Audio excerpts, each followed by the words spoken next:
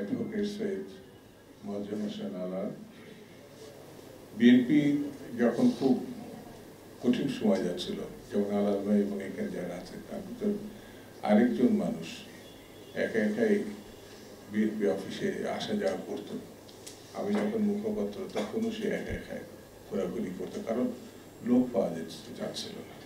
Advocate একসময় যুব নেতা, এখন যুগ্ম মহাসচিব জনাব আব্দুল সালাম আজাদ। আমাদের রহমতুল্লাহ সাহেব নামটা বড়, হৃদয় বড়, কিন্তু যে সময়টা কাজ করেছে, যখন ওই যে একটু আগে বললাম না, কোনো জায়গায় দাঁড়াতেই দিচ্ছে না, বলাও যাচ্ছে না, ঘুরে ঘুরে এই প্রেস ক্লাবকে যে সার্থকতার সঙ্গে ব্যবহার করেছে বিকল্প পার্লামেন্টের মধ্যে, সে আমাদের সহকর্মী বন্ধু বিএনপির নেতা জনাব রহমতুল্লাহ সাহেব, আর আমাদের রেজাবুদ্দৌলা সাহেব একসঙ্গে ছাত্র নেতা। আমি একসঙ্গে ছাত্র রাজনীতি করেছি, পরে সাংস্কৃতিক ব্যক্তিত্ব,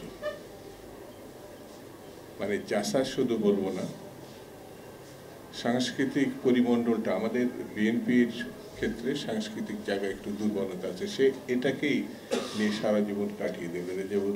রেজাবুদ্দৌলা চৌধুরী আমাদের এখানে একসময় ছাত্র নেতা, পরে কৃষক নেতা, সম্রাট সহ নেতৃবৃন্দ,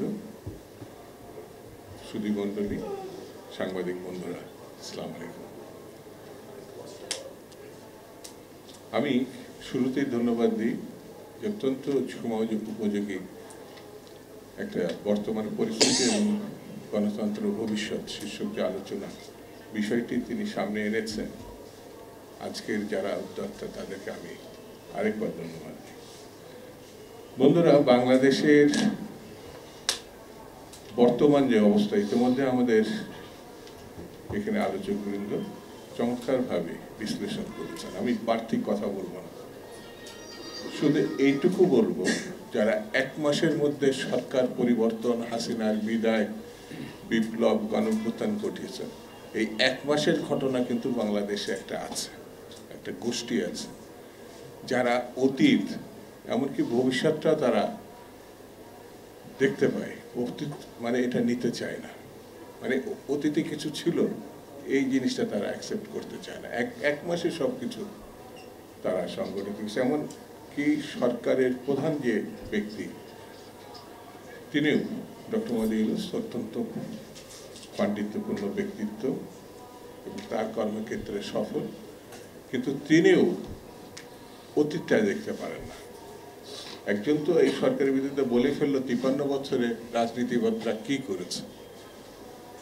সুশ্রী একজন নারী, আমি তাকে পরিবেশ আন্দোলনের সফল ব্যক্তি হিসেবে মনে করি, কিন্তু রাজনীতির ক্ষেত্রে তিনি কতটা কাজ করছেন জানি না, বলেই ফেললেন। ঠিক তেমনি ছাত্রদের সরকার, ছাত্ররাই তাকে বসিয়েছে। এই যে এক মাসের ঘটনা, সেটি আমাদের ডক্টর মোহাম্মদ ইউনূস অতীতে আর জাননি, এক মাসের মধ্যে আটকে গেছে। এমনকি এক মাসের একজন ব্যক্তিকে খুঁজে বের করে নিয়ে সঙ্গে করে আমেরিকায় গিয়ে আমেরিকার সাবেক প্রেসিডেন্ট ক্লিন্টনের সঙ্গে পরিচয় করিয়ে দিলেন। ইনি হচ্ছে মাস্টার মাইন্ড, অর্থাৎ এই ছেলেটি এক মাসের ভিতরে সবকিছু উদ্ধার করেছে, সবকিছু সফল করেছে, সব মানে এমনকি হাসিনারও দাঁড়িয়েছে। তা আমার কাছে মাঝে মাঝে মনে হয়, যখন বসে থাকি, একা একা থাকি, কথা বলি, নিজের সঙ্গে নিজে কথা বলি, তখন আমি ভাবি যে ডক্টর মোহাম্মদ এক মাসের মধ্যে এরকম একটা সফল আন্দোলনের মাস্টার মাইন্ড খুঁজে পেলেন, তাহলে 6 মাস লাগছে কেন জিনিসপত্রের দাম কমাতে? 6 মাস কেন লাগছে? এখন 6 মাস তো পেরিয়ে গেছে, পার হয়ে গেছে 6 মাস। আইন শৃঙ্খলা পরিস্থিতি উন্নতি করতে মাস্টার মাইন্ড তো এক একটা বের করতেই পারত। খাদ্যের মাস্টার মাইন্ড, আইন শৃঙ্খলার মাস্টার মাইন্ড, বাণিজ্যের মাস্টার মাইন্ড বের করতে পারতো না? ডক্টর মোহাম্মদ ইউনূস বিরাট একটা পাণ্ডিত, মানে বিখ্যাত ব্যক্তিত্ব, সারা পৃথিবী যাকে চেনে। আর তিনি এদেরকে সঙ্গে করে নিয়ে বিদেশে গিয়ে বলতেন ইনি হচ্ছেন খাদ্যের মাস্টার মাইন্ড, 1 মাসের মধ্যে জিনিসপত্রের দাম কমাই ফেলছে। সবকিছুর একটা সুস্থতা আছে, শয়তানিরও একটা সুস্থতা আছে। এই কটা লোক গত 6 মাসে বাংলাদেশে যা করেছে, যা স্বীকার অস্বীকার করেছে, সেটা খুব ভয়ঙ্কর, খুব ভয়ঙ্কর। যেমন এক শ্রেণীর খেলোয়াড়ই বলবো, এটা তৈরি হয়েছে জাতীয় ইলেকশনের আগে স্থানীয় ইলেকশন করতে হবে। খুঁজে খুঁজে দেখবেন এই কথাগুলো যেখান থেকে বেরিয়ে আসছে, তার 71 সালে মুক্তিযুদ্ধের সময় পাকিস্তান টিকিয়ে রাখতে চেয়েছে, যারা 2-3% বেশি ভোট তাদের নাই। এটা ভালো করে সুস্থতার সঙ্গে চিন্তা করে দেখবেন। এদের চেহারা, চালচলন, কথাবার্তা সব সময় একটা গোষ্ঠীর মধ্যে আটকে থাকে। সুস্থতার রাজনীতি, সুস্থ রাজনীতি, গণতান্ত্রিক রাজনীতি, আগে তো এরা ইসলামী বিপ্লবের কথা বলতো, এখন সেই বিপ্লব বাদ দিয়ে ভোটের রাজনীতিতে আসছে।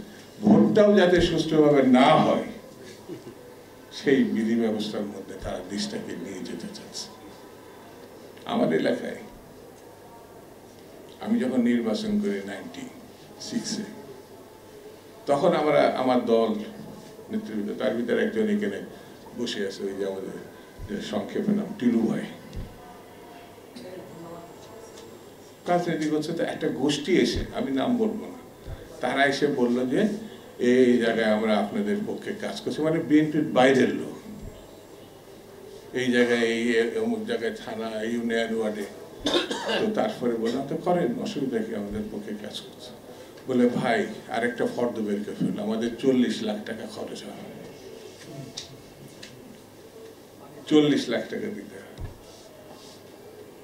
আমি বললাম এই 40 লাখ টাকা, আমার ইলেকশনই বাজেট তো 12 লাখ টাকা আমার এলাকার, কারণ আমার থেকে যে টাকা এটা লাগেই নাই। আমার এলাকার ইউনিয়ন ওয়ার্ড, এমনকি আপনাদের কাছে আজকে বলি, বিএনপির পক্ষে ঘরের গৃহবধূরা পর্যন্ত তাদের জমানো টাকা খরচ করেছে। 96 যখন বিএনপিকে হারিয়ে দেওয়া হলো পরিকল্পিতভাবে, সব থেকে বড় বিরোধী দল তখন 96, সেই গোষ্ঠী এখন আবার তৎপর, যারা টাকা ছাড়া কিছু বলে। আপনার কেউ কেউ হয়তো 5-10 হাজার টাকা চাঁদাবাজি করছে না, আমি বলবো না, হয়তো কেউ কেউ করছে, কিন্তু ব্যাংক দখল করে ফেলেছে, কোচিং সেন্টার দখল করে ফেলেছে, 20 তলা হাসপাতাল দখল করে ফেলেছে। এদের কথা কোনো জায়গায় পত্রিকা লেখারও সাহস পারে নাই, আলোচনায় হয় না, এটা তো জানেন। এরা তৎপর। তাহলে গণতান্ত্রিক বিধি ব্যবস্থা যারা পছন্দ করেন তাদেরকে আরো তৎপর হতে হবে, আরো ঐক্যবদ্ধ হতে হবে, আরো সতর্ক হতে হবে, না হলে ভবিষ্যৎ খারাপ। এই কারণে বলছি, ক্ষমতার চেয়ারে যারা একবার বসে সহজে এটা ছাড়তে চায় না, তারা বুঝতেও চায় না এটা তাদের কাজ না। যেমন রাজনীতিবিদরা এনজয় করতে যায় না, তারা সাধারণ মানুষের কাছে যায়। এনজিওর যে অত্যাচার, তাদের থেকে রক্ষা পাওয়ার জন্য রাজনীতিবিদের কাছে তারা আসে। কেউ কেউ গলায় দড়ি দেয়, তারা এত হতাশ হয়ে যায়। কিন্তু রাজনীতিবিদরা একমাত্র বাংলাদেশ শুধু না, সারা পৃথিবীতে স্বপ্নের জাল বুনতে থাকে। কখনো সফল হয়, জনগণকে কখনো সাফল্য দিতে পারে, কখনো নাও দিতে পারে, কিন্তু শেষ বিচারে রাজনীতিবিদরাই দেশ পরিচালনা করে। সেই রাজনীতিবিদ যখন বিচ্ছিন্ন হয়ে যাবে, তাহলে দেশে খুব কঠিন অবস্থা হবে, ভবিষ্যৎ অনিশ্চিত হবে। সেই জন্য রাজনীতিবিদদেরকে যারা ছোট করছে, তারা আসলে স্বৈরতান্ত্রিক ব্যবস্থারই প্রতিচ্ছবি তুলে ধরেছে। রাজনীতিবিদদেরকে বলছে না 53 বছরে কি করেছেন, আরে কি ঘটনা, 53 বছরে বাংলাদেশ স্বাধীনতা আসছে, রাজনীতিবিদরা করেছে। তার আগে পাকিস্তানে আমলে 21শে ফেব্রুয়ারি ছাত্র আমলে রাজনীতিবিদ ৬২ ছাত্র আন্দোলন, ৭১ মুক্তিযুদ্ধ, তারপরে শেখ মুজিবের বিরুদ্ধে যে গণ আন্দোলন এবং একসময় তার পতন, এর প্রেক্ষাপট তো রাজনীতিবিদরাই তৈরি করেছে।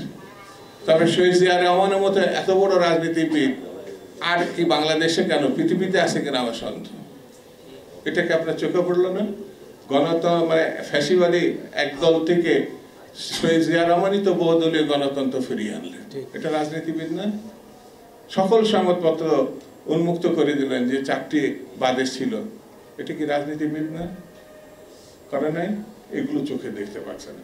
বেগম খালেদা জিয়ার রাজনীতি দীর্ঘ 9.5 বছর যে আন্দোলন সংগ্রাম এবং সামরিক স্বৈরাচার হোসেন মোহাম্মদ এরশাদকে বিদায় করা, আর একটি নেতৃত্ব যার নাম আপোষের নেত্রী, চোখে পড়ে না?